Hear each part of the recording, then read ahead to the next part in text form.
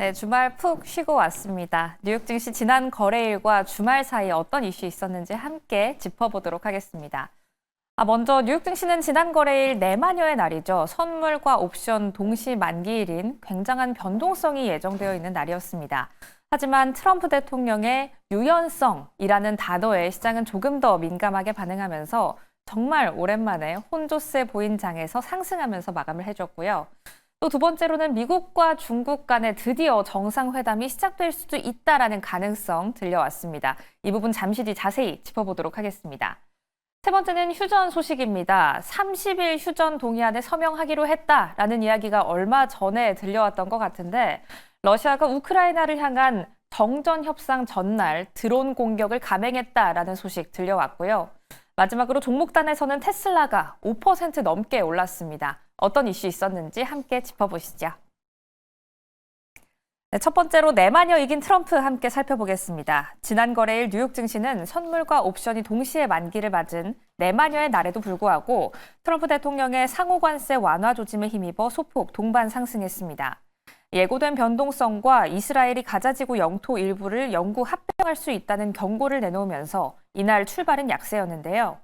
하지만 장중 저가 매수세가 유입되면서 시장은 결국 소폭 상승 마감했습니다.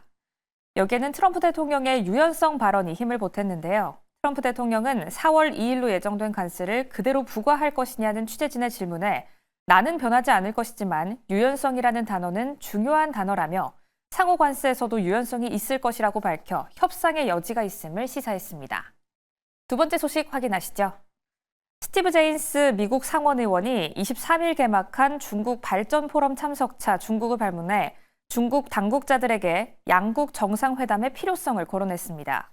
그는 자신의 이번 방문이 트럼프 대통령과 시 주석 간의 매우 중요한 회담이 될 다음 단계를 주선하고 또 준비하기 위한 첫 번째 단계라고 설명했습니다. 데니스 의원은 23일 허리펑 중국 국무원 부총리를 만나고 다음 달에는 중국 경제를 총괄하는 리창 국무원 총리를 만날 예정인데요. 이 가운데 의원이 시 주석을 직접 만날지도 주목되고 있습니다. 세 번째 휴전 소식 확인하시죠. 러시아와 우크라이나가 정전 협상을 앞두고 러시아가 우크라이나의 수도 키이우 등의 대규모 드론 공습을 감행해 인명피해가 잇따르고 있습니다. 매체에 따르면 현지 시간 23일 러시아는 밤새 우크라이나 곳곳에 있는 목표를 겨냥해 드론을 대거 발진시키면서 키이우에서만 5살짜리 어린이를 포함해 최소 3명이 숨졌으며 10여 명이 다쳤습니다. 향후 전면 휴전과 평화 협상을 위한 회담을 하루 앞두고도 민간인 피해가 속출한 교전 상황이 이어진 셈입니다. 휴전 논의가 한창인데도 러시아와 우크라이나의 공방은 더욱더 거세지고 있습니다. 네, 이렇게 전반적으로 세 가지 소식 확인해봤습니다. 이제 종목 단으로 들어가서 테슬라 소식 조금 더 자세히 살펴보시죠. 다음 장 통해 확인해보겠습니다. 우리가 쉬는 동안 테슬라는 정말 돌연 갑자기 전사 사업 보고를 가졌습니다. 전사 사업 보고가 뭘까요? 전 사원을 모아두고 이번 1분기 어떤 이야기가 오고 갔고 어떤 사업이 진행됐는지를 함께 미팅하는 자리입니다. 일론 머스크 CEO는 1분기 전사 미팅을 가졌는데요. 이 미팅에 대한 기대감 때문일까요? 지난 거래일 테슬라는 5.27% 상승하는 모습 보여줬습니다. 특히나 이 미팅 안에서 일론 머스크 CEO가 이야기한 이 직접적인 언급이 큰 힘이 됐습니다. 주식 시장은 괴상하지만 홀던, 주식을 보유하고 있어라 라는 이야기를 직접적으로 언급한 건데요. 그럼 1분기 어떤 이야기들이 나왔길래 이렇게 정말 자신 있는 모습을 비칠 수 있었는지 함께 두 가지 요지로 파악해 보도록 하겠습니다. 먼저 요점으로 따지자면 두 가지가 있겠습니다. 차량과 로봇인데요. 차량에 한해서는 모델 Y, 올해도 세계 판매 1위 가능하다라고 자신 있게 말하는 모습이었습니다. 지금까지 테슬라가 작년에만 700만 대를 생산하고 판매했다면 이제 올해에는 1000만 대 넘게 생산하고 판매할 수 있다라고 이야기하는 모습이었는데요. 여기에 조금 더 구체적으로는 사이버캡 모델에 있어서는 5초당 한 대씩도 생산할 수 있다라고 밝혔습니다.